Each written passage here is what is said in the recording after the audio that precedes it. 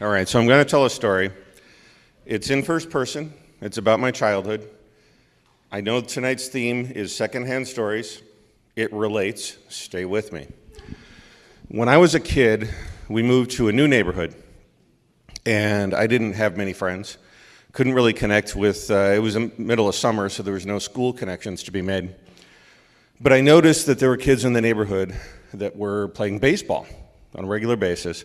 You know, the kind of neighborhood game where there's a few people on each side. They didn't really have enough for a full team. They played in a vacant lot not far from my house. And so I wasn't athletic at all, not a baseball player, but I kind of introduced myself and weaseled my way into the game. And they eventually kind of let me play. But we didn't have much in the way of equipment, and the one ball that we had got destroyed in a game, absolutely destroyed. We couldn't play anymore. So I ran home, and I grabbed a baseball that my stepfather had. And stay with me. And I bring the ball into the game, and I hit the first home run of my life over the fence. Yeah, what I didn't realize is that it is a Babe Ruth signed baseball. I was floored, and on the other side of the fence is the biggest dog you've ever seen. Ever. It's terrifying. Like, he was the size of a pony. You've never seen a dog this big. My stepfather's out of town. We spend the rest of the week elaborate plots to get this ball back. It's so important that we get this ball back. Eventually, there's this huge conflagration. The fence knocks down. The dog's being chased all over town. We get in there. The ball's destroyed. And there's this whole stash of other balls. And the kicker,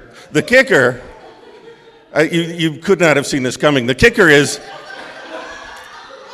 the guy who owns the dog, turns out he's this really gentle, sweet, nice guy. And he's blind. He was a baseball player. He knew Babe Ruth. And he had a baseball with the entire 1927 Yankees. And he allowed me to replace that to make amends to my stepfather, whose ball I had ruined. So,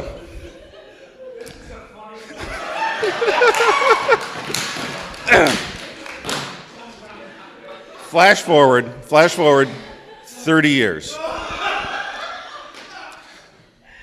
I'm a father. I have children.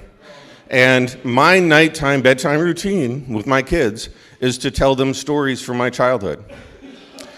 I tell them about, I lived in the suburbs of Chicago, but there was wildlife. We would catch frogs. We had insect collections. There was a time I went fishing in some creek where I was fishing with the spool of fishing line and a lure at the end. And I would tell the story about how some giant fish, I don't know what it was, I was like 5, dragged me into the creek. Like, it was so strong, and it broke the line. It dragged me into the creek.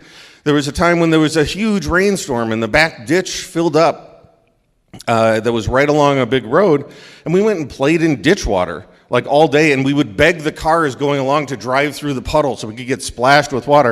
And I would tell story after story about my childhood. My kids ate it up. They demanded childhood stories for bedtime. Here's the problem. I ran out of stories. I ran out of stories that were child-safe, child-friendly. There were stories that I couldn't tell, like the first time I went drinking, or the time that a police officer kindly let me sweep the glass off the road rather than taking us down to the station.